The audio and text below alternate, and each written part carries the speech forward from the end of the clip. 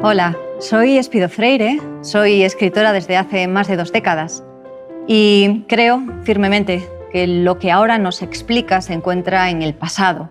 Es más, muchas veces las lecturas de quienes hemos sido en el pasado nos construyen como si fuéramos los anillos de un árbol de manera diferente y nos permite también entender en cada uno de los momentos de nuestra vida aspectos que antes o que después o carecían de importancia o no resultaban bien explicados, no resultaban inteligibles. Nací en el País Vasco, en el seno de una familia gallega de la provincia de La Coruña y por lo tanto me he educado entre 3 lenguas, entre el euskera, el gallego y el español. He tenido esa riqueza que siempre he valorado, aunque en algunas ocasiones pasa inadvertida porque el idioma en el que escribo y en el que generalmente hablo es el español. Me he pasado la vida aprendiendo idiomas y olvidándolos casi a continuación. Y tuve la suerte de que en mi familia algo innegociable era la educación de las 2 hijas que mis padres tuvieron, de mi hermana y la mía. Podía prácticamente hacer lo que yo deseara, podía tener una libertad muy amplia comparada con las niñas de mi edad, siempre que esa libertad estuviera dedicada a estudiar, a aprender o a formarme. Y junto con ese valor, el de la curiosidad y el del esfuerzo por continuar convirtiéndome en alguien que llevara al máximo sus posibilidades, ¿no? Fueran grandes o pequeñas, me inculcaron también otro tipo de valores. La tenacidad, el valor del trabajo, la sinceridad. Eso no significa, por desgracia, que los asimilara todos a la vez ni fuera capaz de aplicarlos con la misma seriedad que mis propios padres, ¿no? Y a lo largo del tiempo he tenido que esforzarme precisamente para entender cuál era la importancia de ese sacrificio en el trabajo, de esa sinceridad y honestidad con una misma. Pero ahora mismo forman, creo que tan parte de mí como lo formaron de ellos. Estudié música en mi adolescencia, en particular canto, ópera, y tuve la oportunidad, por lo tanto, desde muy pequeñita, de entrar en contacto con el mundo del escenario, con la posibilidad de comunicarme con un público, con alguien que se encontraba más allá y que de alguna manera estaba esperando que yo hiciera algo, ¿no? Y más adelante, después de haber acabado la carrera de Filología Inglesa y de haberme diplomado en edición y publicación de textos, ese tipo de conocimiento ha sido básico en mi relación con el lector, en mi relación con quien ha acudido tanto a mis cursos como a las conferencias. El hecho de que hubiera siempre una idea de puesta en escena, que no tenía por qué ser falsa en ningún momento, sino que tenía que resultar interesante. Es decir, esa combinación de la honestidad con mostrar, seducir e intentar llegar a quien se encontraba al otro lado, tanto del libro como de la mesa o del escenario, para mí ha sido siempre muy importante. Y a lo largo de los años y de los libros he intentado no perder nunca de vista cuáles eran mis primeras lecturas. Yo fui una niña de biblioteca pública y por lo tanto los clásicos para mí son irrenunciables. El contextualizarlos también lo es, el transmitir ese entusiasmo por la literatura y por la historia y por la filosofía y por la historia del arte al otro también lo ha sido, y en particular la defensa de lo que yo entiendo por humanidades, por aquello que nos ha permitido tener un Occidente en ocasiones brutal, pero también refinado, en ocasiones inseguro y también violento, pero en muchas otras circunstancias capaz de renacer de sus cenizas y capaz de construir lo que entendemos ahora mismo por Europa y lo que entendemos por nuestra propia civilización. Para mí la palabra solamente tiene sentido cuando hay alguien para recogerla y para escucharla. El conocimiento solamente cobra un peso si se comparte de alguna manera. Y tengo la absoluta convicción de que las historias que no se cuentan, las que no cuente yo, las que no contéis vosotros, se quedarán sin contar. Y eso es una pérdida incalculable para cualquier ser humano y en general para el colectivo de la humanidad. Valoro enormemente las voces que no han sido escuchadas hasta ahora, las historias que siempre han quedado olvidadas, en particular las de las mujeres, las de los niños, Poco a poco también incorporo las de las minorías en todos los sentidos.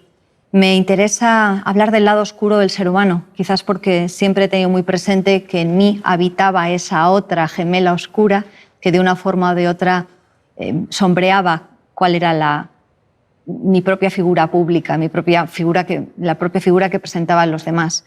Y por otro lado, creo que no entendería la felicidad sin la naturaleza, sin el contacto con los animales, sin el contacto con lo que para mí es la belleza suprema, ¿no? Esa sensación de orden o de equilibrio que podemos contemplar cuando nos alejamos de la ciudad, que ofrece otro tipo de orden y otro tipo de equilibrio, y nos perdemos en un prado en el norte, en un rinconcito junto al río, en la maravilla que tenemos incluso frente a una lluvia ligera o frente a una nevada o frente al sol tórrido. No entiendo tampoco que haya un mundo separado o fijado por etiquetas. Creo que el ser humano es un todo. Creo que cada una de nosotras, cada uno de nosotros ofrecemos las imágenes o las facetas que más nos interesan, pero eso no significa que sean ni las únicas ni que se puedan etiquetar. Y en general creo que esta puede ser una presentación inicial de quién soy yo más sincera que cualquiera de los datos biográficos que os podría ofrecer. Estaré encantada de responder a cualquier pregunta que tengáis. Hola, Espido. Me llamo Eva María, soy docente y soy consciente que conoces muy bien las redes sociales y eres muy activa en ellas. Y quería hacerte una pregunta. En el mundo en que vivimos hoy, que tiene tanto impacto en lo inmediato, ¿cómo lo unes con la literatura? Y por otro lado, también quería preguntarte como docente, ¿cómo podía inculcar ese amor que tenemos nosotras a las letras, a nuestros alumnos? Voy a contestarte primero la segunda pregunta, porque creo que es la que tiene una respuesta más sencilla. La pasión se contagia y la mayor parte de las veces solo se contagia la pasión. Quizás no de una manera momentánea. Quienes estáis en aula, por ejemplo, sabéis que los frutos se recogen mucho más allá de junio, mucho más allá de septiembre. Se recogen cuando de pronto un alumno o una alumna viene años después y te dice: ¿te acuerdas de mí? Aquello me marcó. O muchas gracias o leí aquel libro que me recomendaste y... Entonces, yo tengo mucha fe en cuanto a la docencia y en cuanto a la transmisión del conocimiento en el tiempo, en que cada uno siga su proceso y encaje las piezas donde las tenga que encajar, y por otro lado en la transmisión del entusiasmo. Si te ven leer, si ven que disfrutas, tienes la mitad de la etiqueta, y he dicho antes que no me gustaban las etiquetas, pero bueno, aún así, de buen profesor ya ganada. Y en un momento determinado es muy posible que un consejo o que un comentario o que una indicación que haya realizado les lleve a un libro o les lleve a varios libros. Es un trabajo ingrato, pero es, yo creo que uno de los más maravillosos que puede ejercer un ser humano. Y una de las formas precisamente de docencia y sobre todo de divulgación que se puede realizar en estos momentos es a través de las redes sociales. Yo creo que además en dos facetas. Una de ellas es para contrarrestar gran parte de la banalidad que nos encontramos en ella. Hace falta un equilibrio, hace falta un balance. En redes sociales encontramos cosas muy interesantes desde el punto de vista artístico y creativo. Encontramos a veces contenidos también interesantes, pero gran parte de lo que encontramos tiene que ver con una proyección del ego, tiene que ver con una proyección de una personalidad que muchas veces ni siquiera está formada. Y por supuesto hay manipulación, y hay una manipulación muy clara. Imítame, compra o sígueme, dame atención. Lo interesante es que con todas esas herramientas, que no son nuevas, las hemos encontrado previamente en la televisión y las hemos encontrado en muchos otros entornos, podemos construir algo que sea más duradero y que sea más interesante. Yo creo que en mi caso, por ejemplo, el hecho de compartir algunos de los hobbies o de las aficiones que tenía y que no podían mostrarse a través de entrevistas convencionales ha sido clave para crear un vínculo emocional con la comunidad que tengo en redes sociales, que por supuesto comparten aficiones conmigo, pero no siempre. Hay veces en que es una curiosidad o hay veces en que existe una atracción que no sabemos muy bien cómo definir. A veces están atraídos por exactamente lo contrario, por la repulsión. No la soporto, a ver qué ha hecho. Voy a ver de qué manera puedo criticar o puedo. E independientemente de la reacción, lo que se hace en las redes sociales tiene un valor por sí mismo. Y nosotras, que somos adultas y que por lo tanto entendemos hasta qué punto un mensaje positivo, hasta qué punto un ejemplo determinado puede amplificarse, tenemos la suerte de que podemos generar el contenido que procesemos o que creemos desde esa perspectiva. Siempre, y hablo desde un oficio en el que el ego es predominante, ¿no? Siempre es interesante dominar hasta qué punto lo que nosotros buscamos es atención hacia quien lo genera o hacia la materia. Eso también ocurre en el aula. Y las redes sociales tienden a confundir ambas cosas, lo que se muestra con quien lo muestra. Entonces, dentro de la reflexión en la que podemos entrar tanto en Twitter como en Instagram como en Facebook, que es donde están ya los mayores, ¿no? Los alumnos es complicado que entren en Facebook, o en TikTok o en cualquiera de las otras redes que se irán incorporando, dentro de la reflexión de cuál es el lenguaje que se emplea y cuál es el mecanismo de atracción que genera, siempre vamos a encontrar una forma de transmitir esa afición. Lo están haciendo muy bien los arqueólogos, por ejemplo. Lo están haciendo muy bien algunos de los historiadores del arte que conozco. Tienen la ventaja de lo visual. Cuando estamos hablando de literatura, no tanto. O bien recurrimos a cubiertas de libros o recurrimos a adaptaciones cinematográficas o teatrales o de series, pero siempre hay una forma, y ahí es donde entra también la creatividad que fomentan las redes sociales y que yo creo que es de lo más interesante que nos puede ofrecer. Existe una manera de hablar de lo que nos interesa, o por lo menos de no hablar de lo que no nos interesa. Si ese espacio no lo ocupas tú o no lo ocupan tus alumnos en trabajos determinados, va a ser copado por gente que posiblemente tenga unos intereses mucho menos nobles de los que tú puedas ofrecer. Hola, me llamo Ayla y soy estudiante de bachillerato. Eres la ganadora más joven del premio Planeta y por lo tanto parece que tu habilidad para la escritura es innata. ¿Dirías que se puede aprender a escribir?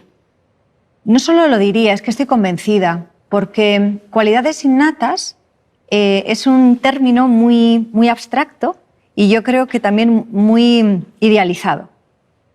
Para escribir hacen falta muchas cualidades y muchas de ellas no son innatas. Tienen que ver, por ejemplo, con la observación, tiene que ver con la capacidad de memorizar o de asociar otros textos que ya hemos leído. Tiene que ver con una cierta sensibilidad también para las emociones, pero también con el oído para los diálogos, también con una cierta gracia, un cierto ingenio a la hora de presentar situaciones. Y nada de eso es innato. Hay gente que tiene una facilidad mayor o menor, pero se puede potenciar.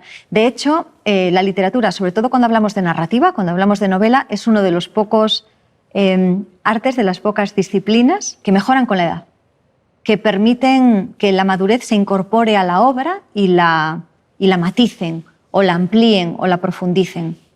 Entonces, eso no ocurre, por ejemplo, con el baile, o no ocurre a veces con la poesía, o no ocurre, y hace falta muchas veces o bien una forma física, o bien también un chispazo, una intuición, una osadía que se va domando poco a poco, se va perdiendo con la edad. La juventud yo ya lo decía cuando era joven, estaba en cierta medida sobrevalorada en la asociación con lo literario. Es siempre agradable escuchar una voz nueva, pero si esa voz tiene algo realmente interesante que decir y tiene un punto de vista que no solamente sea fresco, sino que sea relevante. Y hay veces en que lo que se va perdiendo cuando los escritores maduran, que es esa osadía, esa frescura, ese primer impulso, se gana en madurez, se gana en comprensión del mundo, en humildad, en empatía con el otro. Y nada de eso, repito, es innato. Yo no solamente creo que se puede escribir, sino que se puede enseñar a escribir, sino que he pasado gran parte de mi vida dedicada a crear y a elaborar sistemas para hacer más fácil esa posibilidad. Porque todos tenemos al menos una historia interesante que contar en algún momento de nuestra vida y muchos queremos contarla. Y muchos queremos hacerlo además de una forma que permita publicar un libro o que permita llegar a otros. Y ahí es donde comienzan las primeras dificultades. Todo aquello que no se estudió en secundaria, todo aquello que se despreció porque ¿para qué me va a servir a mí la gramática y para qué me va a valer si me entiende la gente? Todo eso se comienza a valorar en el momento en el que en serio tienes que hablar frente a un público o en serio has de presentar una obra, un programa, un trabajo, una tesis. Y eso se puede y se debe aprender. Estamos en un mundo enormemente audiovisual y eso conlleva una serie de ventajas innegables. Pero también hemos perdido en muchas ocasiones la capacidad de retórica. Hablamos con palabras vacías o hablamos con palabras baúl que se cargan de significado a través de lo emocional, a través del gesto, hasta el punto de que muchas veces en redes sociales la ironía o los dobles matices tienen que estar explicados en un segundo tuit, en un segundo mensaje o a través de emoticonos. La riqueza, por ejemplo, léxica, muchas veces ha caído en desuso a favor de una mayor expresividad. Eso es lo que nos ha tocado. No es ni mejor ni peor, es el signo de los tiempos que tenemos. Pero eso hace que en muchas ocasiones quien quiera contar una historia se encuentre sin las herramientas principales para hacerlo.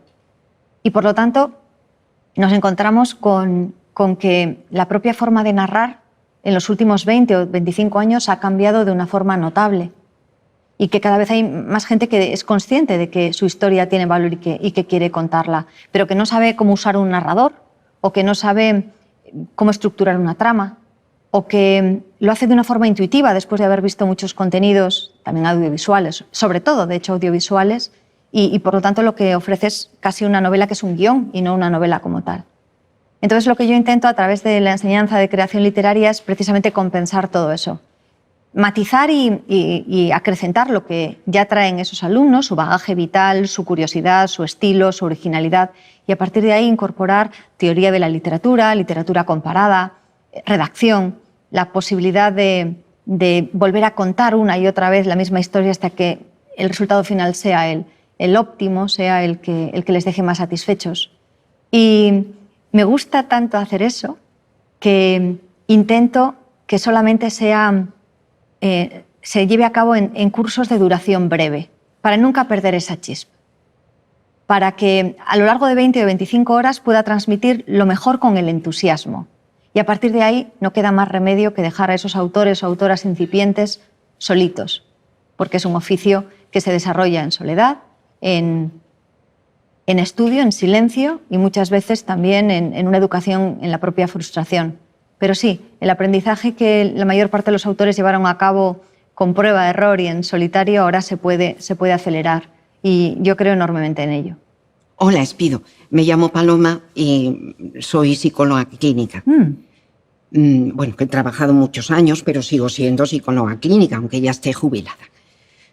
Mira, además de ser una gran novelista, también has escrito diversos ensayos.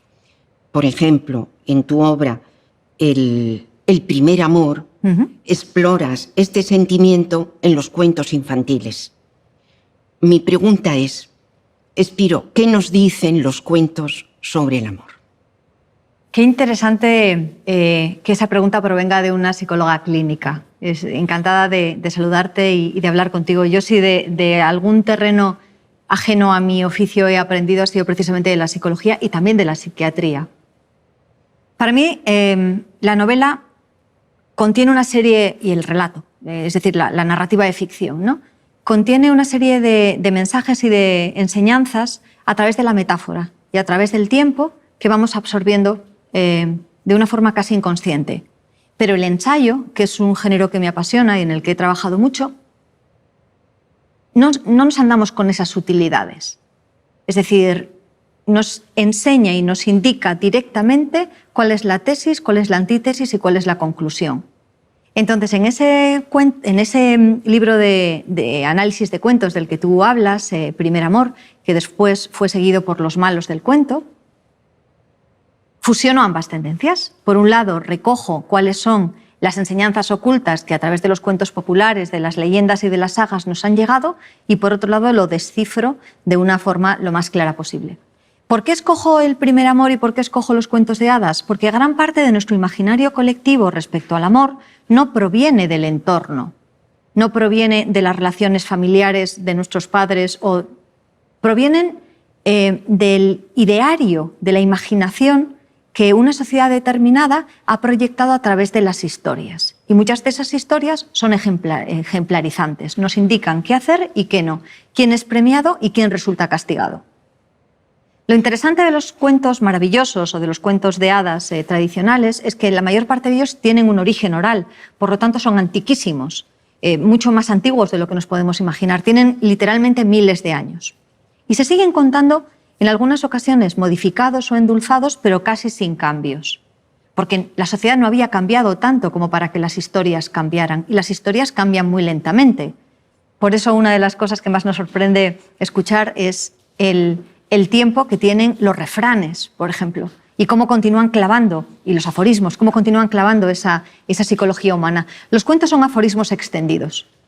Y lo que nos explican a través de un estilo muy sencillo y muy simple y de unos símbolos universales es qué está bien socialmente y qué no está aceptado socialmente. Por supuesto, habrás dominado el psicoanálisis de los cuentos de hadas, hemos tenido a Otto Rank, hemos tenido a Freud, hemos tenido a tantos grandes autores que han estudiado esa cuestión. Y en los cuentos de hadas nos encontramos con que las historias de amor estaban casi siempre destinadas a las mujeres y no hay amor en ellas. Lo que hay es matrimonio. Es decir, Cenicienta no se enamora del príncipe, va al baile y da la casualidad de que el príncipe se fija en ella y según las versiones más antiguas, pues no solamente se fija en ella, sino que, en fin, algo pasa esa noche y después él queda tan enganchado que tiene que ir recogiendo muestras de pies de chicas diferentes hasta que dé con el zapato, ¿no? Tiene que hacer ahí una labor de campo interesante. Lo mismo ocurre en el caso de Blancanieves. No hay amor por ninguna parte. No está la idea del amor romántico decimonónico que para nosotros es ahora imprescindible en cualquier historia que nos atraiga. Entonces lo que acabamos por hacer es proyectar nuestra idea contemporánea de las relaciones en esas historias tan antiguas. Y muchas veces el resultado es, diríamos que nefasto, porque por un lado tenemos el embellecimiento de las historias de princesas, de príncipes, de hadas, de duendes, de la magia, todo ese tipo de cuestiones entrelazadas con la idea del amor romántico, que muchas veces es también enormemente tóxico, muy particularmente para las personas más jóvenes y también para las mujeres, que identifican amor con sacrificio, amor con posesión, amor con celos, amor con entregarse hasta las últimas consecuencias e incluso inmolarse. Y repito, esto afecta por igual a ambos géneros, pero generalmente la posición de mayor sacrificio y de mayor, ¿cómo decirlo?, de una incomodidad mayor recae principalmente en las mujeres. Y por supuesto carecemos casi por completo de historias de amores no normativos, en las que las relaciones no sean estrictamente heterosexuales, estrictamente convenientes. Por lo tanto, nos encontramos con un problema. ¿Qué cuentos les contamos a los niños? ¿Qué cuentos transmitimos entre los adolescentes? Porque no dejamos de contar estas historias cuando los niños cumplen 5 o 6 añitos. La preadolescencia, la adolescencia, nuestra propia edad adulta ahora mismo está saturada de historias que calcan casi punto por punto esos modelos de cuentos de hadas. Y piensen en su telenovela favorita, esa que jurarán que no ven, ¿no? O aquella que vieron en su momento y que les enganchó como un placer culpable. Pero no crean, por lo tanto, que ese peso de la relación y de cómo deben ser las relaciones recae únicamente en los niños. Se forma y se constituye en los niños. Y además se constituye como una realidad en el momento de la adolescencia en la que el peso del entorno es mayor que la de la familia y por lo tanto comienzan también a incorporar otro tipo de formas de relación, de a prioris, de gestos, de comunicación incluso no verbal. Hay un problema, que es que si modificamos los cuentos de hadas, habrá todo un sector que diga que estamos siendo infieles al espíritu de esos cuentos de hadas, que estamos dulcificándolos, que estamos cargándonos literalmente la infancia. Pero lo cierto es que deben ser de una manera o de otra modificados o actualizados. O a lo mejor no.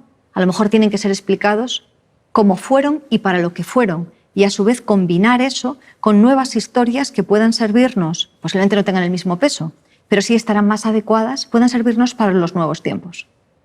Y sobre todo, frente a lo que se cuenta desde los cuentos de hadas, a mí me preocupa mucho la traducción audiovisual de todo lo malo y todo lo nefasto y todo lo superficial de los cuentos de hadas.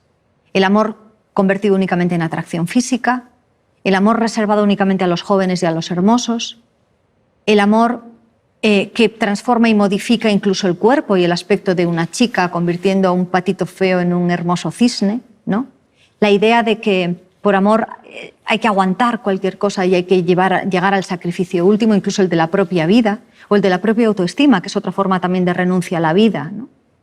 Y en todo eso creo que tenemos un enorme margen para contar nuevas historias. Es muy difícil, muy difícil que una historia que continúa despertando ecos en el tiempo presente deje de ser contada. Por eso observarlas es muy interesante. ¿Por qué sigue siendo Cenicienta el cuento rey? ¿Qué hay debajo?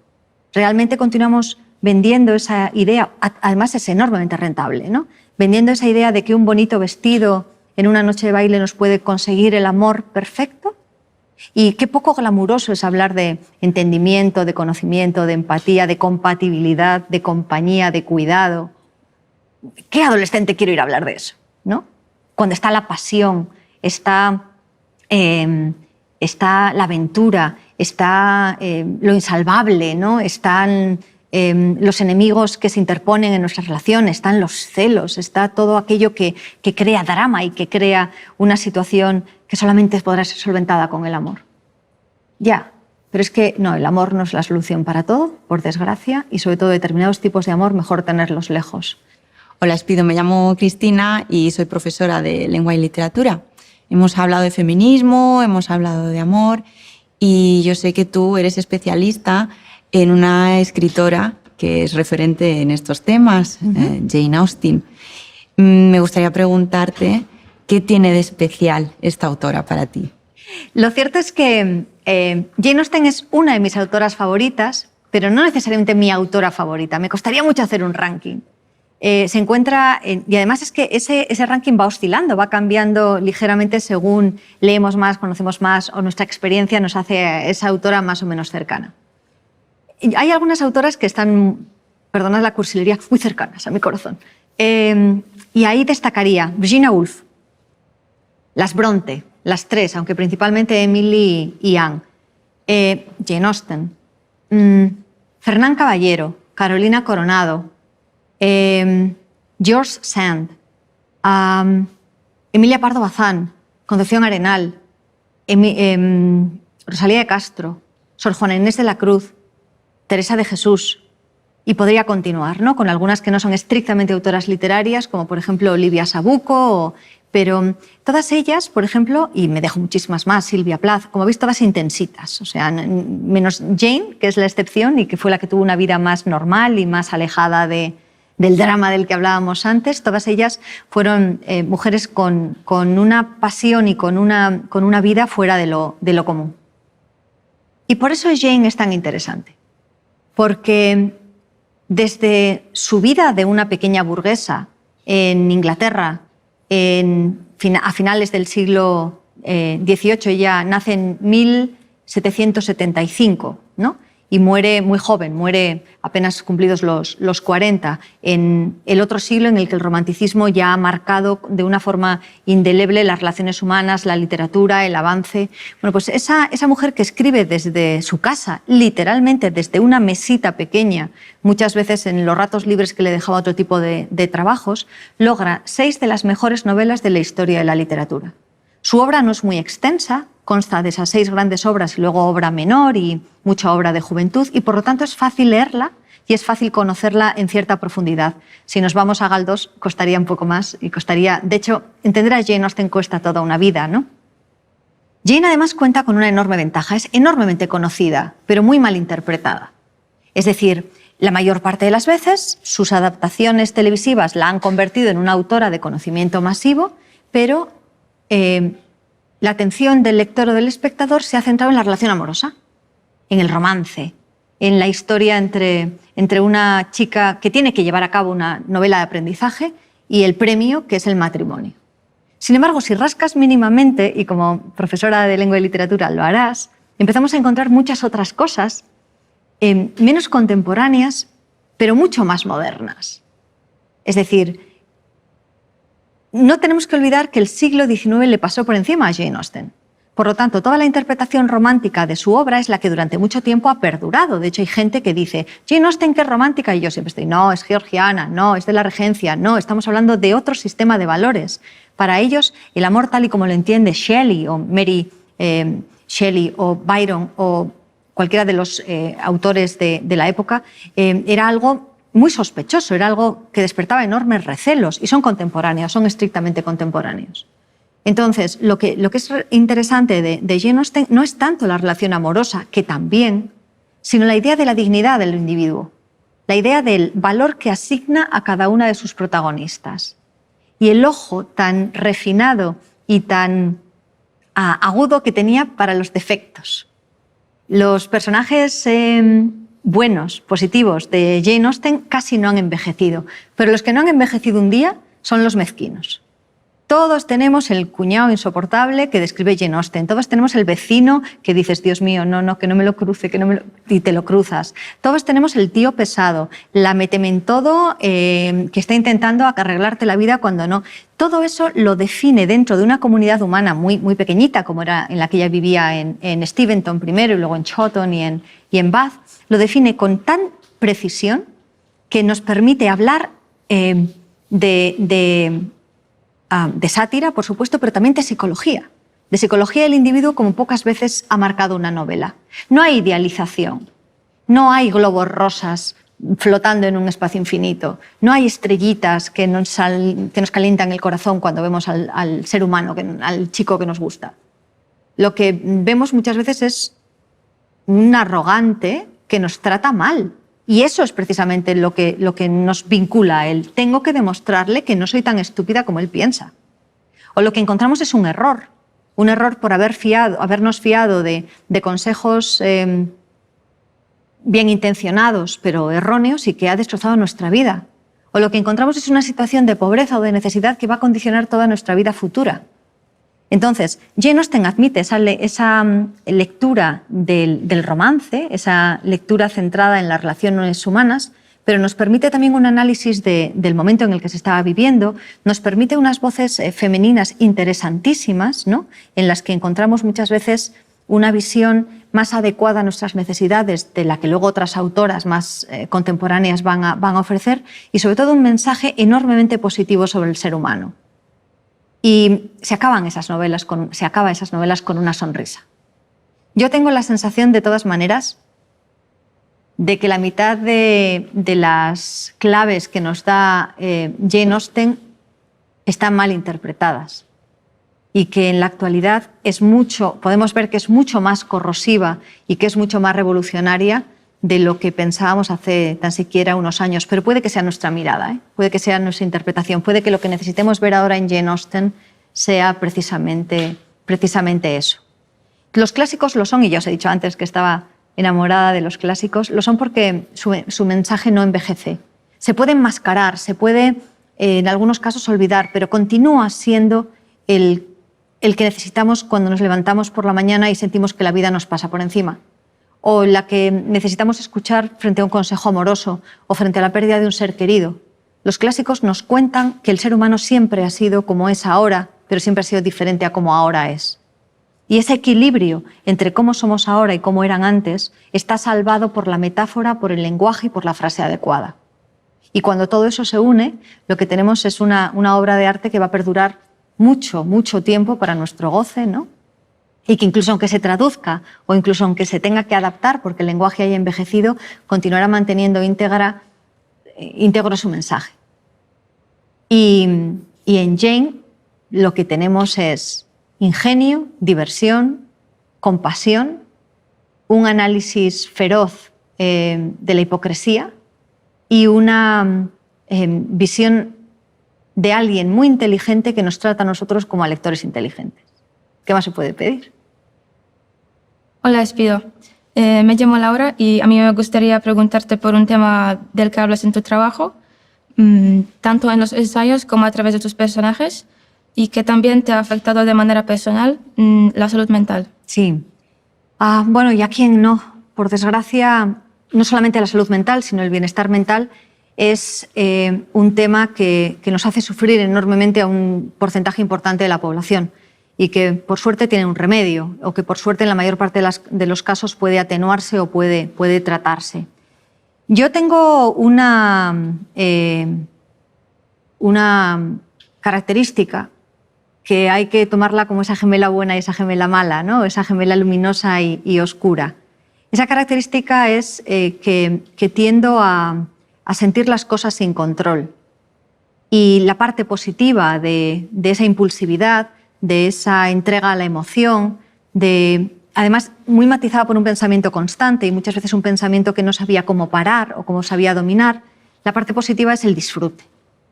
Es la sensación de que esa pintura, ese amor, ese animalito, esa tela, es lo que sea, esa experiencia, ese viaje, está ahí para mí.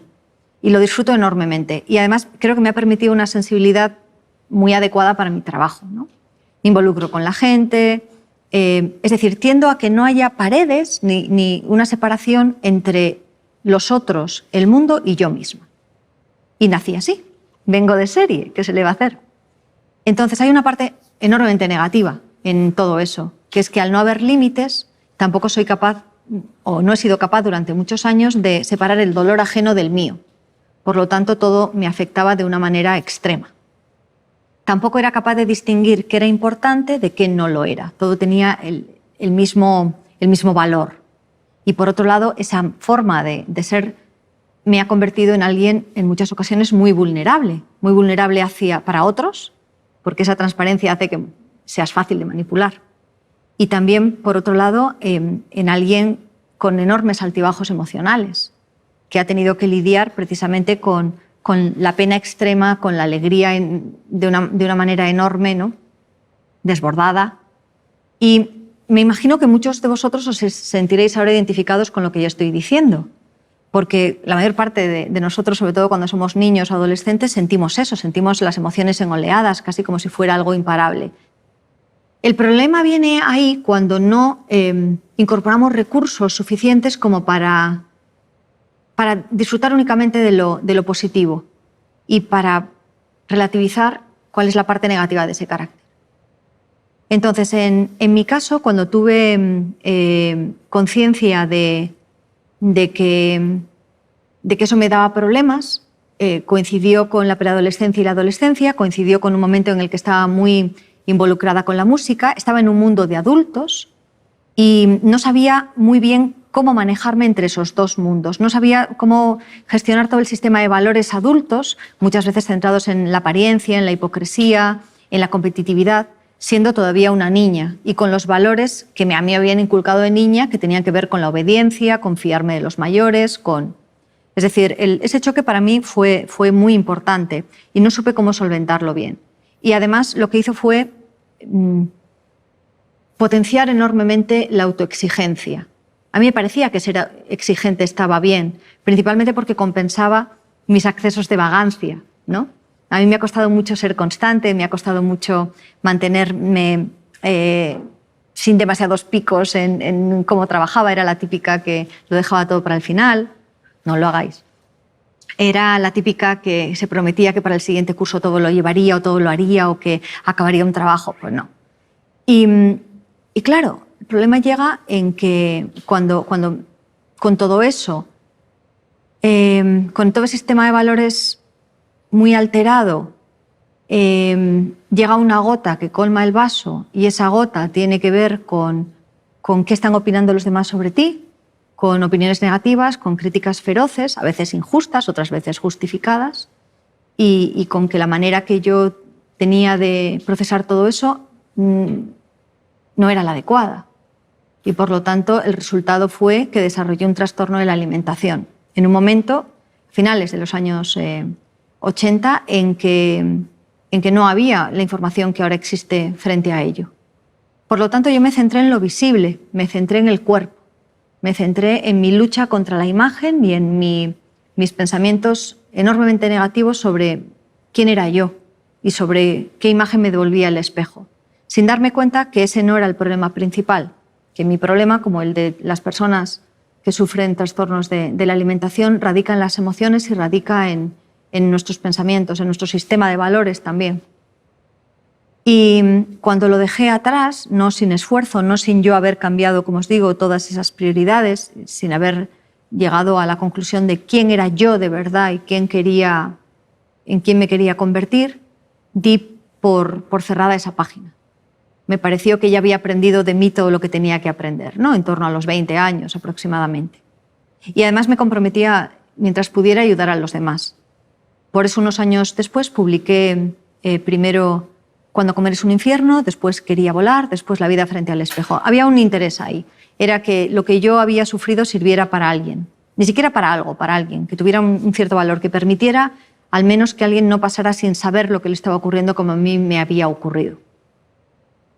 Y para eso sirvió. Yo estoy muy orgullosa precisamente de esos libros y de la labor que junto con psicólogas, con psiquiatras, con asistentes sociales, con familias, con asociaciones, he realizado para dar a conocer los trastornos de la alimentación. Es lo único que puedo hacer, dar a conocerlo. El tratamiento tienen que llevarlo a cabo otros, el diagnóstico tiene que quedar en manos de otros, pero mandar el mensaje de que muchas personas pasan por ello y que se puede salir, y que salir es la única manera realmente de ser feliz y de enfrentarte al mundo de otra forma, eso sí lo podía hacer. Y es lo que a día de hoy continúo, ya con una distancia muy grande de este tema, ¿no? Continúo haciendo. Es sorprendente y horrible comprobar que 30 años más tarde niñas y algunos chicos continúan cayendo en lo mismo. Y también es muy desconcertante comprobar la cantidad de mujeres de mi edad que han arrastrado ese problema más o menos mal llevado y que en la actualidad continúan enfermas o continúan afectadas en un mayor o menor grado. Siempre hablamos de los adolescentes y nos olvidamos de las adultas. Pero hace unos años la enfermedad mental volvió a asomar, en este caso en forma de depresión, y en este caso para recordarme que todo aquello que yo no había solventado de adolescente continuaba sin haberse enmendado. Y ese perfeccionismo del que os hablé, ese afán exigente, esa impulsividad, esa forma de ver el mundo en blanco o negro, en fracaso o triunfo, volvió a pasarme una factura muy alta. Coincidió con la gran recesión, coincidió con un momento en el que yo tuve que asumir que algunos de los planes laborales que había puesto en marcha los tenía que abandonar porque no estaban funcionando. Y en lugar de pensar que estábamos sumidos en una crisis mundial, pensé que toda la culpa era mía. Eso es algo también muy típico de quien tiene esta forma de pensar, ¿no? Toda la culpa era mía, Dios mío, yo era un fracaso como persona, era un fracaso como empresaria, un fracaso como todo, como ser humano. Decidme en qué se puede fracasar, yo lo era, ¿no? Y hubo un día en que no me pude levantar de la cama, en que mi propio cuerpo, que suele ser el que me da esas señales, me dijo que mi cabeza había quebrado y que tenía sí o sí que prestar atención a ese problema. Y en este caso sí tuve terapia. Con el anterior trastorno, de la alimentación, fui diagnosticada tardíamente, de una manera un poco, bueno, pues como se pudo en aquel momento, ¿no? Por una doctora de cabecera que me ayudó muchísimo, pero no tuve un tratamiento como tal. En esta ocasión sí. Y es posiblemente una de las mejores decisiones que he tomado en mi vida, porque no hubiera podido continuar adelante sin esa terapia y sin esa forma de afrontar por fin qué me ocurría, cómo era yo, y perdiendo también el miedo a que una terapia o un cambio de comportamiento destrozara mi identidad. ¿Qué pasaba si yo dejaba de ser perfeccionista? ¿Me convertiría en alguien que nunca acabara sus trabajos? ¿Perdería parte de ese empuje que tengo? ¿Qué pasaba si reconocía mis fallos? ¿No sería una manera de regodearme en ellos? ¿No sería una forma de perder mi capacidad de superación? ¿Qué ocurría si decía que no a la gente, si ponía límites, si dejaba de estar disponible para todo el mundo? ¿No dejarían de quererme? Entonces esto, que lo estoy explicando de una forma muy sencilla y yo creo que muy básica, no dejaban de ser unos miedos enormemente profundos y muy arraigados, y que cada uno además tendréis los vuestros, ¿no? Y mi sorpresa fue descubrir que eso no era así, que en el momento en el que lograba reunir fuerzas para solventar un problema o para poner un límite, había algo que volvía a encajar en su sitio. Y lo único que puedo decir es que no le deseo esa experiencia a nadie, absolutamente a nadie, pero que yo ahora la agradezco mucho, porque no hubiera por ejemplo, vivido los 2 últimos años de la manera en la que los he vivido sin haber pasado por esa terapia, sin haberme enfrentado a miedos, a fantasmas y a debilidades. Y que logré controlar ese pensamiento indómito, ¿no?, que me hacía sufrir de esa forma. Conseguí que la ansiedad fuera un recuerdo. Yo me había acostumbrado a vivir con ansiedad constante. Conseguí que la depresión se esfumara antes de lo que yo pensaba. Logré que ese embudo, ese túnel, ese lugar enormemente oscuro en el que cae quien se deprime, fuera únicamente transitorio. Y además estoy tan decidida a no volver a él que cualquier cambio en mi vida que me aleje de esa manera de pensar o de esa manera de comportarme es bienvenido. Y sí, hubo sacrificios por mi parte. Hubo que sacrificar la ambición desmedida que tenía y ponerle una serie de límites ya más sensatos, acordes con mi edad y con mis posibilidades. Hubo que decirle que no a gente y alguna se fue y otra se quedó. Pero, ¿sabes? Han pasado ya varios años, 6 creo, 7, y no echo de menos a esa gente. No estaban aportando realmente nada o no sabían cómo hacerlo. Y la serenidad mental, la capacidad de escoger con una cierta libertad qué deseas sin estar tan condicionada, en mi caso, por lo ajeno, la posibilidad de frenar los pensamientos asfixiantes, la idea de tener una vida en cierta medida flexible, pero bajo control, no rígida, pero tampoco aleatoria, a mí me ha dado una serenidad que no cambio por nada. Y si el pago a eso fue la enfermedad, pues bien pagado está. Yo, de todas maneras, recomendaría a quien me escucha que antes de llegar a esos extremos, que son horribles, pusiera manos a la obra, que no permitiera esa espiral y que si se encuentra en ella, que pida ayuda lo antes posible, que tenga una cierta confianza en el proceso. Porque cuando se está muy, muy mal, da la impresión de que lo único que ocurre y lo único que va a ocurrir por siempre es eso, pero no es cierto. Y cuando se está empezando a encontrarse una mal, la tendencia general es a quitarle importancia. Ya en verano, ya después de Navidades, cuando el niño se vaya de casa, cuando acabe los estudios, cuando... No es ahora, solamente existe la hora, solamente podemos actuar sobre el momento presente. Y la única capacidad de decisión que tenemos es qué hacer con nuestra vida, con nuestros pensamientos y con nuestras emociones. Y sí se puede aspirar a una vida mucho mejor. Y esa es, creo que, mi relación y mi experiencia con la enfermedad mental, y es la que intento transmitir siempre, sin quitarle un ápice de gravedad, porque el sufrimiento es enorme e incomprendido y a veces invalidante. Mientras estás enferma, pierdes la capacidad de transmitir qué estás sintiendo. Recurres a tópicos o recurres únicamente al silencio. Pero cuando eso ha quedado atrás y cuando se recupera la posibilidad de explicarlo, si es que se tiene, ¿no? La posibilidad de normalizarlo y la posibilidad de hablar de ello desde otra perspectiva, sin exagerar, sin convertirlo en el centro de tu vida, creo que también es importante. Hola, Espido. Mi nombre es Miguel, me dedico al mundo de la belleza, la estética y la medicina estética, y yo quería preguntarte qué piensas tú con respecto al culto del cuerpo y al culto a la belleza. Nuevamente es un tema al que he dedicado mucho tiempo en distintos textos y que creo que muchas veces está mal entendido en la conversación cotidiana y no digamos ya en los análisis a nivel formal. Creo que cuando estamos hablando del culto al cuerpo y del mito de la belleza, necesariamente tenemos que hacer una división de género. La manera en la que afecta a los varones es totalmente distinta a esa en la que afecta a las mujeres.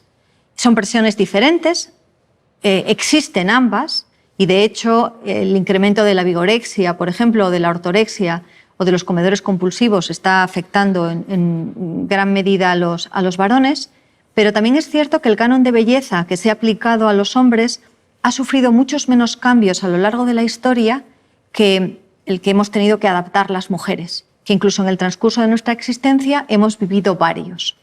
El canon de belleza es un canon difícilmente alcanzable, pero que en la sociedad contemporánea se nos presenta como algo imperativo. El gran problema de este culto a la belleza es que no se puede elegir, que en las últimas generaciones, y debido también a la imposición de modelos por todas partes, de modelos de comportamiento, de modelos de éxito asociados a la belleza, de negocios y de formas de vida muy, muy vinculados también con la consecución precisamente de esos cuerpos ideales, es muy difícil el que podamos eludir su influencia. Y la mayor parte de las veces eso no va más allá de que nos sintamos puntualmente mal o que compremos esta máscara de pestañas y no otra, o que perdamos un tiempo determinado en lloriquear por nuestra juventud perdida, ¿no? Pero en muchos otros casos sí se convierte en un problema, y esos son los casos que a mí me interesan. Me interesa el sufrimiento que genera no ser como se espera que seamos, a todos los niveles, pero el físico es el más evidente y es el que claramente afecta más a las mujeres. Yo a veces hago el cálculo de tiempo que perdemos o que invertimos, como lo quieras ver, las mujeres en tomar decisiones respecto a nuestro aspecto físico y que, por ejemplo, la mayor parte de los varones desconocéis por completo. Hace muy poco, en una conversación con personas inteligentes, formadas, etcétera, comencé poco también como show, ¿no?, a decirles a los chicos cuál era el tiempo que dedicábamos a nuestras uñas y al esmalte de uñas, ¿no?, a escogerlo, a las bases, a la manicura, a entender cuál era el último tipo de manicura francesa, la manicura francesa inversa, las cutículas, las marcas distintas, es decir, todo lo que conllevaba, por ejemplo, el cuidado de una parte tan pequeñita como eran las uñas. Pero es que después pasé a las pestañas, no se me ocurre otra parte visible menor en el ser humano, ¿no? Y a cuántos cuidados específicos, cuántos tratamientos, cuántas formas de decirnos que nuestras uñas, nuestras pestañas, nuestros muslos, nuestra nariz, nuestro cuerpo no está bien. Pero puede estarlo si invertimos suficiente tiempo, suficiente dinero. Entonces, yo, más allá de que tomemos conciencia de eso y más allá de la crítica a la imposición, sobre todo en adolescentes y en niños, de ese tipo de modelos, no me atrevería a decir gran cosa. Porque es cierto que quienes hemos sido educados en ese modelo de belleza, en ese canon de belleza, vamos a experimentar también un sufrimiento determinado si de pronto nos dicen que no lo llevemos a cabo. Y nuevamente eso afecta mucho más a las mujeres. Mujeres que preferirían no aparecer en público y encerrarse en casa porque tienen el pelo mal teñido. ¿De qué sirve que yo les diga que eso no importa? O la sensación de vergüenza o la sensación incluso de repugnancia que tiene mucha gente frente a su cuerpo, porque está demasiado gordo, demasiado delgado, es demasiado viejo, demasiado flácido, demasiado lo que sea. Es decir, cuando hace falta un tratamiento, hace falta un tratamiento, y ese tratamiento a veces se va a arreglar con una intervención física, se va a arreglar con ejercicio, otras veces va a tener que pasar por un trabajo de autoestima y otras veces va a tener que trabajar una terapia de otras características. Y si somos educados en una relativa madurez con nuestro cuerpo, cada cual sabrá qué puede aceptar y qué desea cambiar. Y me parece que frente a todo eso, el respeto al cuerpo ajeno debe ser lo que prime. Y principalmente el cuerpo femenino, que es diseccionado, analizado, criticado, despellejado constantemente. Para mí, al haber tenido un trastorno de la alimentación de muy jovencita, te puedes imaginar hasta qué punto adquiere importancia la idea de mantener eso en un cierto equilibrio.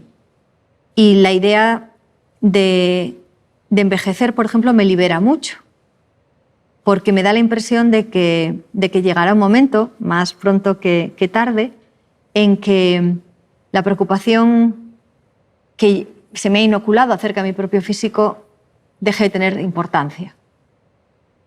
Y me podré centrar posiblemente en otro tipo de cosas que todavía ahora me llevan más tiempo del que quisiera. Y acepto mis contradicciones. Es decir, acepto el hecho de que a mí me gustaría estar más desvinculada de todo ese aspecto, pero por otro lado me produce también mucho placer. Yo soy hija de modista. Todo lo que tiene que ver con el arreglo del cuerpo, con el ornamento, con la ropa, con los zapatos, me fascina, me vuelve loca. Nunca he encontrado en ello nada negativo. Sí en la carne, en el hueso, en la percepción física, ¿no? Sí en quién soy yo, no en cómo parezco o aparezco. Y creo, repito, que estos son, no intento dar ninguna lección a nadie, ¿no? Creo que estos son decisiones muy, muy particulares, la mayor parte de las veces sobredimensionadas, pero que en ocasiones nos permiten una felicidad, un encajar dentro de un molde que a lo mejor es únicamente lo que estábamos buscando, ¿no? Y hay ideas muy arraigadas que desde el punto de vista social se nos refuerzan constantemente y que va a ser más sencillo aceptar que combatir. Quien pueda combatir, que combata. Quien se pueda sentir al margen de esos cánones de belleza, que lo haga. Quien pueda convertirlos, esta nueva generación, en límites o en cánones más accesibles y más sanos y más sensatos, que lo hagan. Y quien no pueda, que lo acepte y que intente vivir con ello. Y mientras tanto, y dentro de esos grupos y todas las variedades posibles de grupos que haya, que se contenga la crítica y sobre todo el acoso.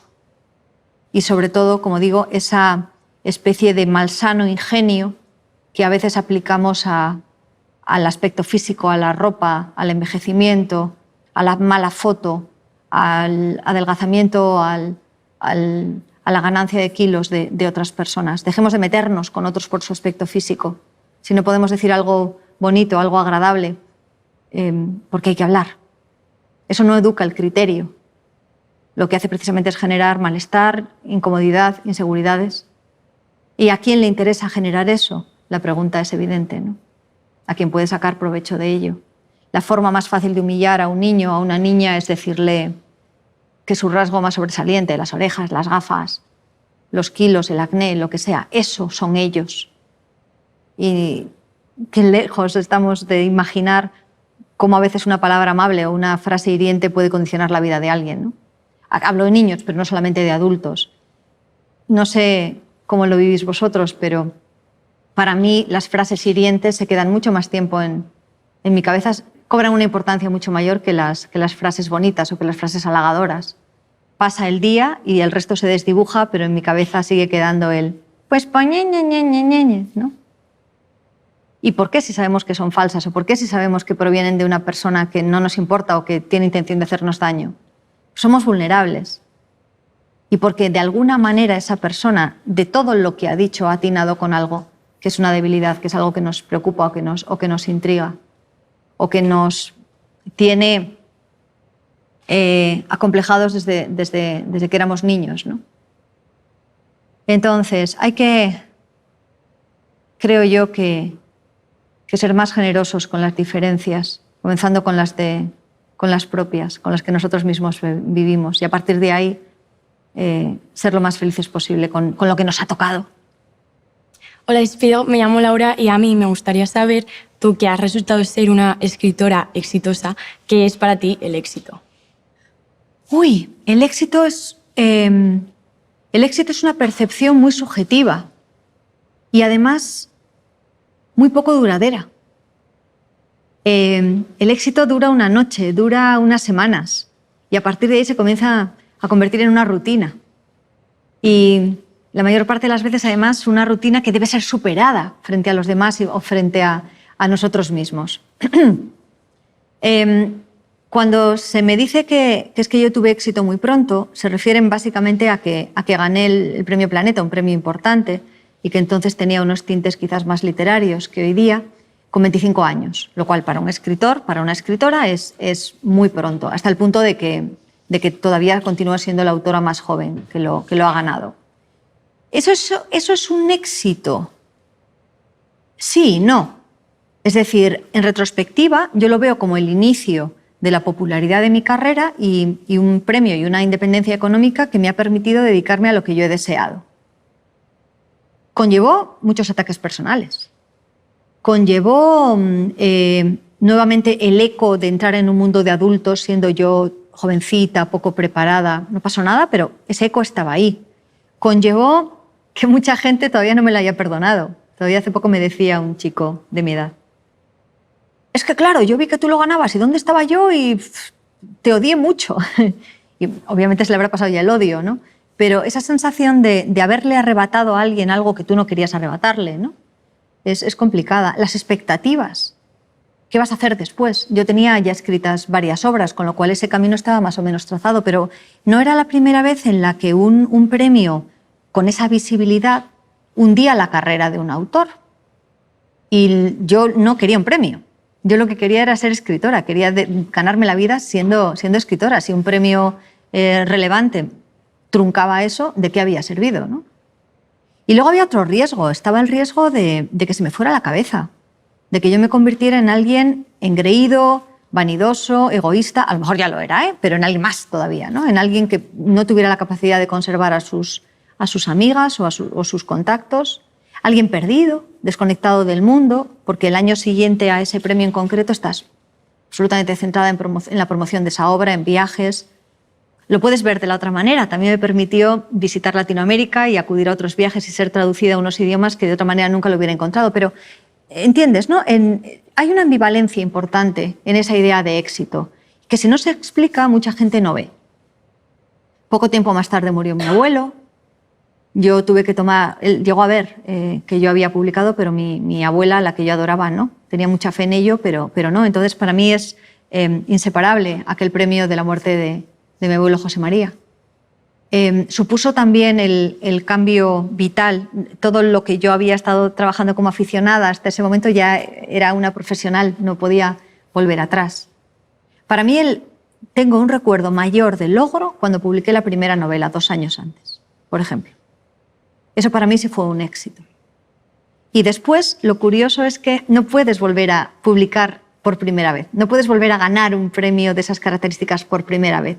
Las emociones se van acumulando y generalmente no van a más, sino que van a menos.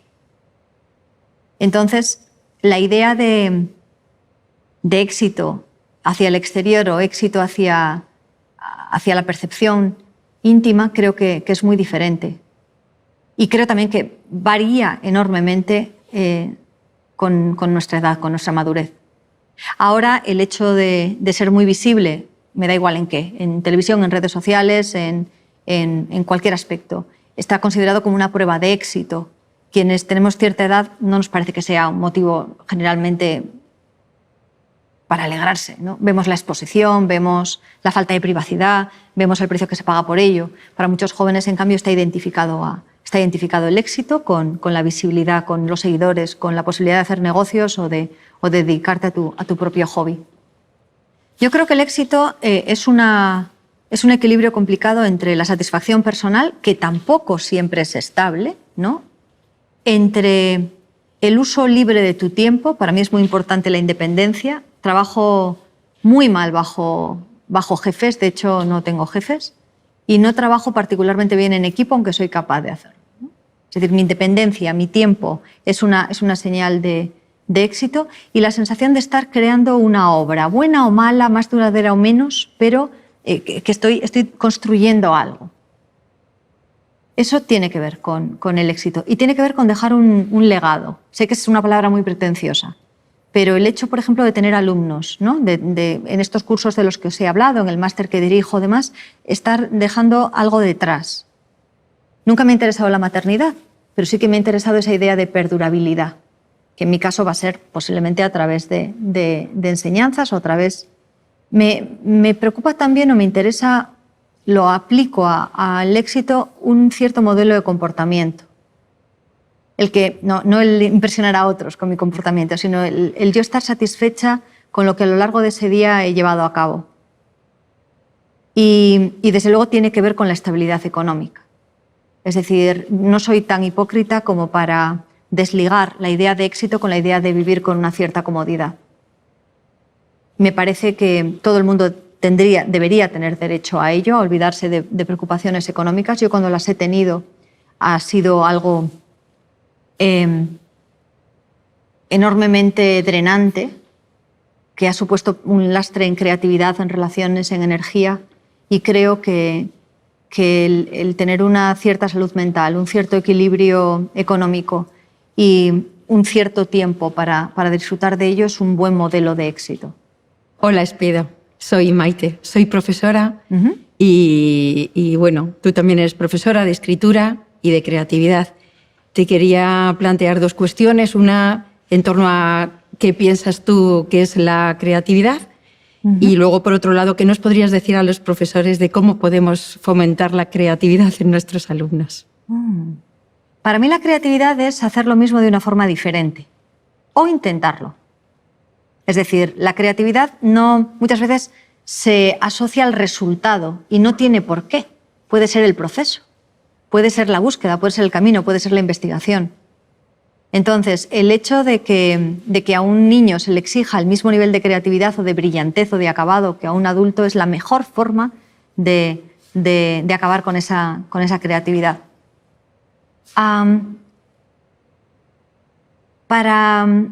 Cuando yo cantaba, cuando yo me dedicaba al tema de la música, una de las cosas que más me tiraban para atrás era el que sentía que podía ser muy poco creativa. Es una percepción absolutamente privada, ¿eh? Es decir, en la música hay toneladas y toneladas de creatividad. Pero para mí el hecho de aprender a tocar el piano, cosa que hice siempre de una manera más bien mediocre, o de cantar, tal y como a mí me lo estaban enseñando, existía una parte más mecánica que creativa. La parte de creatividad, de hecho, la interpretación, muchas veces se me frenaba.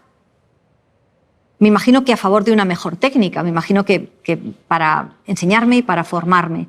Sin embargo, lo que yo veía era que un arte tan absolutamente indescriptible como es la música, que además cuando te rodea es capaz de llevarte a las emociones más sublimes o a la sensación de estar fuera de tu cuerpo más agradable o más increíble, muchas veces se me reducía únicamente a seguir un patrón determinado. Hubo otros profesores que no. Hubo en particular una profesora de canto que era absolutamente lo contrario, pero cuando se fue del conservatorio se llevó toda esa parte. Entonces siempre he tenido muy presente cuál fue mi mala experiencia en ese sentido, porque me consta que mucha otra gente lo ha vivido de otra manera. Y en la lectura, en el hecho de aplicar la literatura al mundo, intento que no se me olvide qué me hicieron a mí o qué me hicieron sentir a mí. Entonces, sé que vosotros cuando estáis en aula tenéis una programación estricta y sobre todo cuando tenéis que presentar a los chicos a la EBAU ya se olvidó todo, ¿no? Es decir, es programa, programa y más programa. Pero también hay que luchar por un espacio de libertad en el aula o en las extraescolares, en la que esa creatividad, ese respeto por la voz o por la mirada diferente pueda ser aplicada. Me da la impresión, de todas maneras, de que tenemos un gran empeño en que los jóvenes actuales sean creativos, pero luego no sabemos qué hacer con esa creatividad, porque resulta muy anárquica y porque la mayor parte de las veces amenaza todo aquello en lo que nos han educado a nosotras, a la generación anterior, en la que la obediencia a las normas, el conocimiento incluso memorístico, las bases de una educación determinada se ve de pronto retado.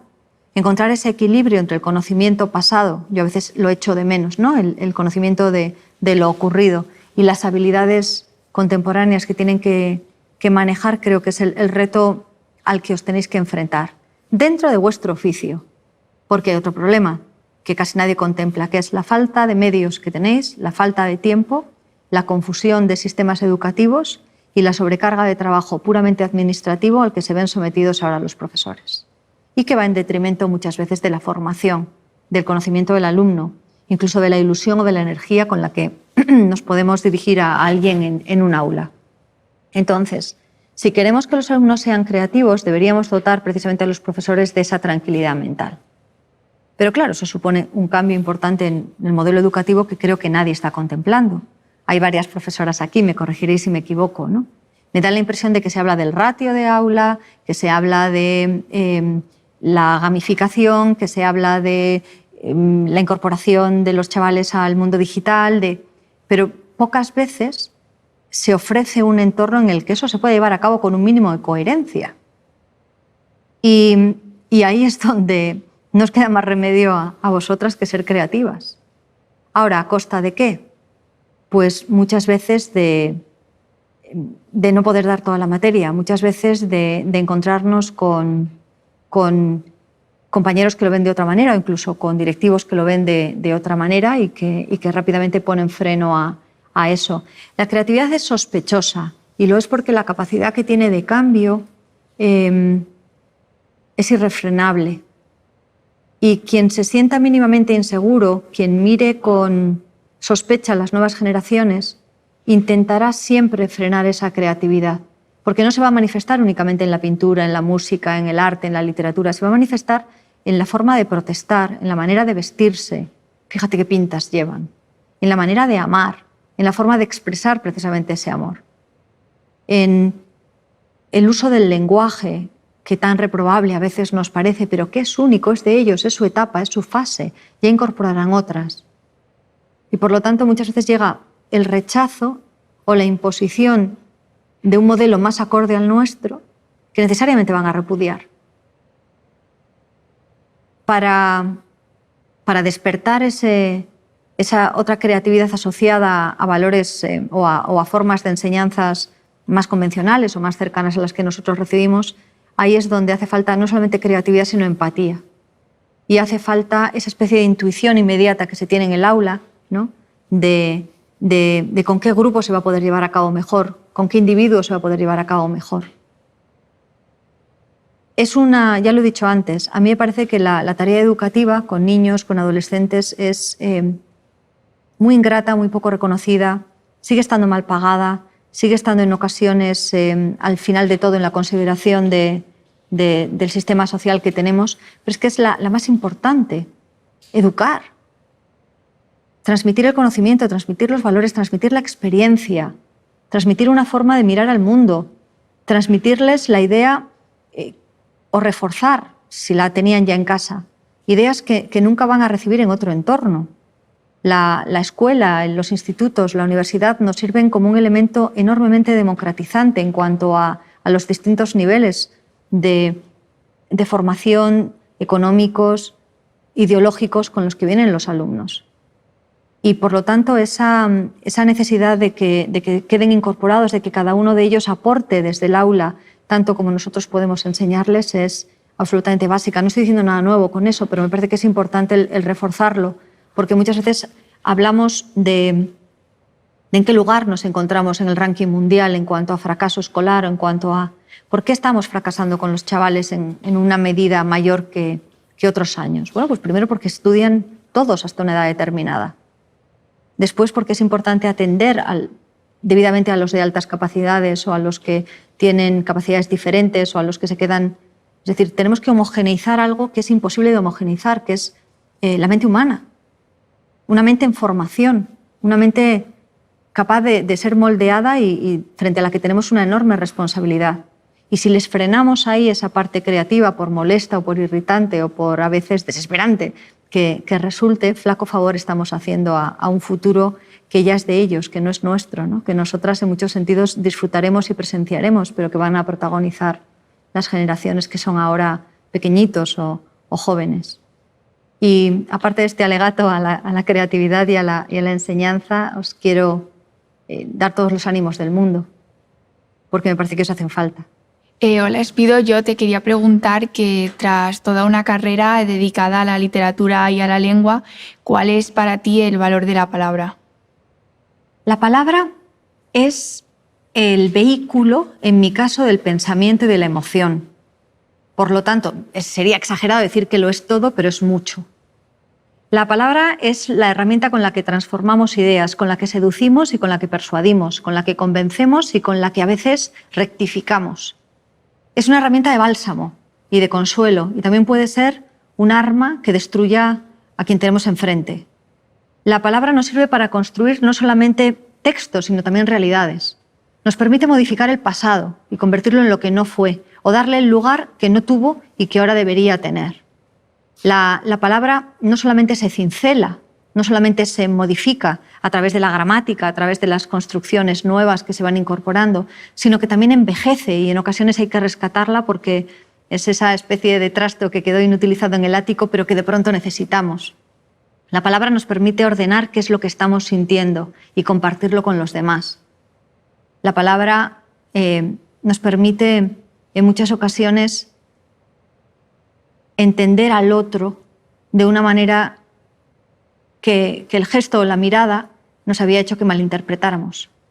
La palabra aclara confusiones anteriores y sella muchas veces enemistades muy antiguas. La palabra es un pacto, es una piedra arrojada sobre una tumba.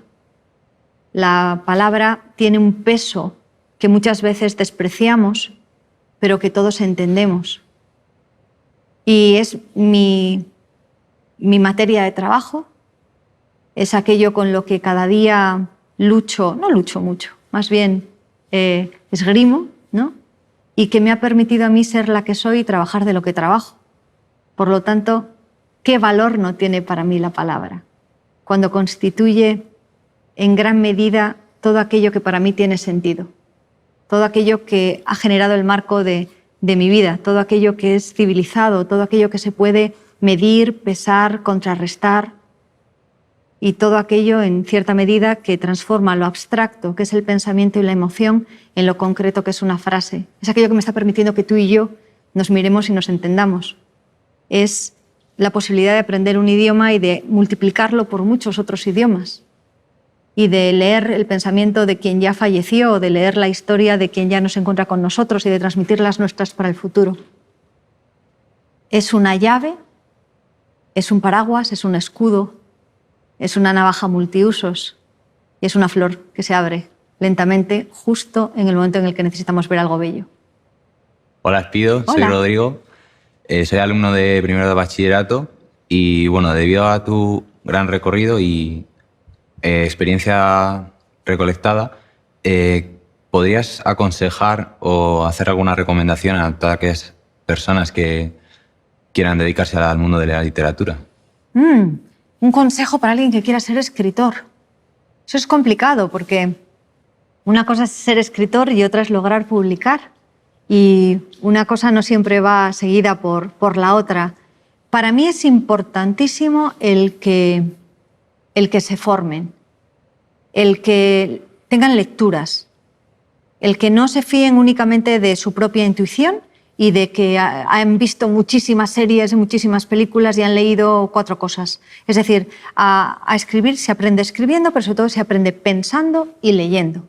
Y hay que crear y generar un mundo propio para distinguir tus historias de las del escritor que está compitiendo contigo, ¿no? No dejarse llevar por modas es importante, porque en literatura la moda tiende a ser muy efímera. Encontrar tu voz propia, y eso se consigue detectando cuáles son las voces que se te cuelan. Tendemos a imitar a los autores a los que admiramos, o bien en tramas, o bien en estilo, o bien en la forma de plantear la historia. Tu voz propia es lo contrario a todo eso, es asimilar lo que ya se ha leído y convertirlo en algo propio. Equilibrar bien la autoestima y el ego. El ego es un gran enemigo, la autoestima va a estar siempre de tu parte. Y tener paciencia, porque independientemente de los modelos de éxito que muchas veces se presentan, incluido el mío, lo cierto es que eso no es lo habitual, no es lo normal en modo alguno. Es una carrera que suele ser lenta, que, como he dicho, en algún momento mejora con la edad o tiende a hacernos más creativos, más maduros y más adecuados para el oficio con la edad, y que no se dejen, esto es importante, no se dejen seducir por expectativas irreales. La vida del escritor no es la que aparece en las películas. Muchas veces no tenemos cerca un referente, no conocemos a alguien que realmente se dedique a ser escritor o escritora, y por lo tanto nos vamos a los modelos exitosos para empezar y de referencia, y muchas veces del siglo XIX, y que están falseados. Escribir requiere tiempo de soledad, tiempo de estudio, aplicar ese estudio y esa imaginación a la novela, al relato, a la disciplina que tú desees practicar, trabajar después con una editorial si tienes esa suerte, y trabajar después con toda la red comercial y que el libro llegue al lector. Y después consiste en atraer también y en mantener la atención del lector durante todo el tiempo posible, que se involucren en tu historia y que quieran leer la siguiente. Y eso, como digo, a veces no depende estrictamente de ti, sino de cuestiones ajenas, pero va a requerir siempre de paciencia y de tiempo. Que lean, que se formen, que creen una voz propia, que no generen expectativas irreales y que tengan paciencia. Con esos 5 yo creo que tenemos una buena base para un escritor. Es el tiempo de decir hasta luego y de despedirnos, y también el de agradecer vuestro interés y vuestras preguntas, de pedir perdón si algo de lo que he dicho no os ha gustado o ha sido incorrecto o ha estado fuera de contexto, porque al fin y al cabo las palabras son así, no solamente son saetas que vuelan hacia el otro, también son muchas veces espejos que reflejan nuestras propias carencias y también nuestras virtudes mayores. Ha sido de verdad muy, muy agradable el compartir este tiempo con vosotras, con vosotros. Espero que se repita. Y hasta entonces, en los libros, en los textos, a través de las redes sociales, en los medios de comunicación, allí nos podemos encontrar, leer y ver. Muchísimas gracias.